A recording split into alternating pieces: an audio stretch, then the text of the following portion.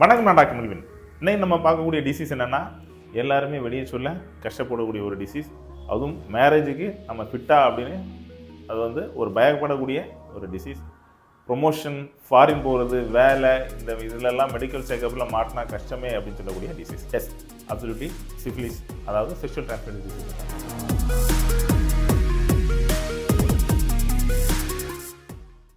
இந்த சிஃபிலிஸ் அப்படிங்கிறதுக்கு நம்ம க்யூர் இருக்குது, ட்ரீட்மெண்ட் இருக்குது அப்படிங்கிறத நம்ம பல வீடியோவில் சொன்னாலும் எல்லாருக்கும் ஒரு டவுட்டு வந்து உண்மையிலே ட்ரீட்மெண்ட் இருக்கா, இது வந்து க்யூர் ஆகுமா அப்படின்னு. அதுக்காக தான் நம்ம டெஸ்டிமோனியல் பப்ளிஷ் பண்ணுறது. டெஸ்டிமோனியல் கம்மியாக தான் வருது. ஏன் அப்படின்னா இது ஒரு கான்ஃபிடென்ஷியல். நிறைய பேர் இந்த ரிப்போர்ட்டை வெளியே ஷோ பண்ண விரும்ப மாட்டாங்க. அதே நேரத்தில் ரிப்போர்ட்ஸ் நிறைய பேர் அனுப்பிச்சி வைக்கிறதே இல்லை. நெகட்டிவ் ஆச்சு அதை ஒரு ஹாப்பியாக ஷேர் பண்ணுவாங்க, கிஃப்ட் தருவாங்க, அதோட ஓகே. இப்போ இந்த சிஃபிலிஸை பற்றி நம்ம டீட்டெயிலாக ஏற்கனவே நிறைய வீடியோவில் பதிவு பண்ணியிருக்கோம். அதை போய் பாருங்கள். இது ஒரு பாக்டீரியல் டிசீஸ் தான். இதே ஹெச்ஐவி நம்ம லிங்க் பண்ண வேண்டியதில்லை. தைரியமாக இருக்க, இது ஒரு பிரச்சனைன்னு சொல்லியிருக்கிறோம். ஆனாலும் முதல்ல நம்ம புரிஞ்சிக்க வேண்டியது அவேர்னஸ் தான். டீனேஜில் உள்ள நிறைய பசங்க இதில் மாட்டிக்கிட்டு இருக்காங்க.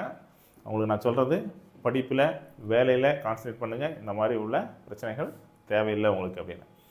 இதையும் தாண்டி நிறைய பேருக்கு இந்த பிரச்சனை இருக்குது அப்படிங்கிறதே ஐடென்டிஃபை பண்ணாக இருக்காங்க. சாதாரணமாக உடம்புல இச்சிங்கோ இல்லை ஆணுறுப்பில் பருவம் வந்த உடனே அது எதுவோ ஹீட்டில் வருது, நமக்கு இது இன்னும் பிரச்சனை இல்லை அப்படின்றாங்க. அவங்களுக்கு வந்து நம்மகிட்ட வந்து கன்ஃபார்ம் பண்ண சொல்லும்போது ரிப்போர்ட் எடுக்க, எனக்கெல்லாம் அப்படி இல்லை டாக்டர், நான் அதுவும் சேஃபாக தான் கான்டாக்ட் வச்சுட்டேன் அப்படின்லாம் சொல்கிறாங்க. நீங்கள் எவ்வளோ தான் சேஃபாக வச்சாலும் ஓரல் கான்டாக்ட் இருக்கும்போது கண்டிப்பாக வரதுக்கு வாய்ப்பு உண்டு.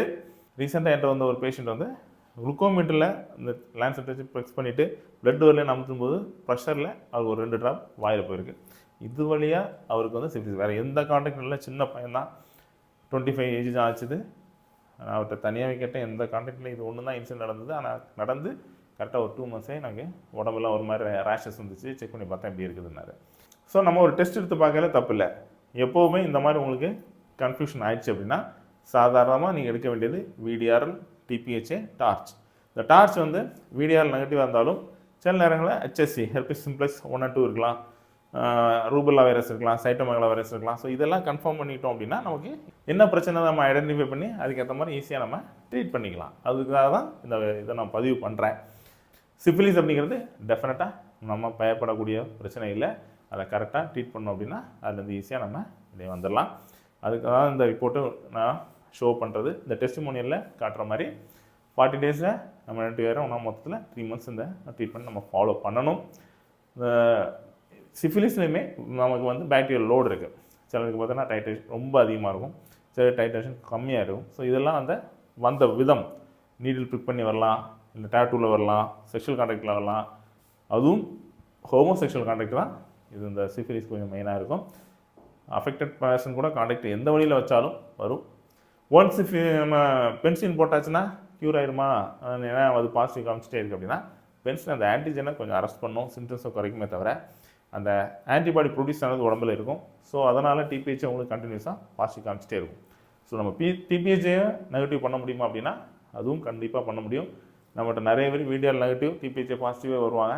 அவங்களுக்கும் ஈஸியாக நம்ம க்யூர் பண்ணிடலாம். அதுக்கு சிகிச்சைகள் ஸ்பெஷலாக இருக்குது.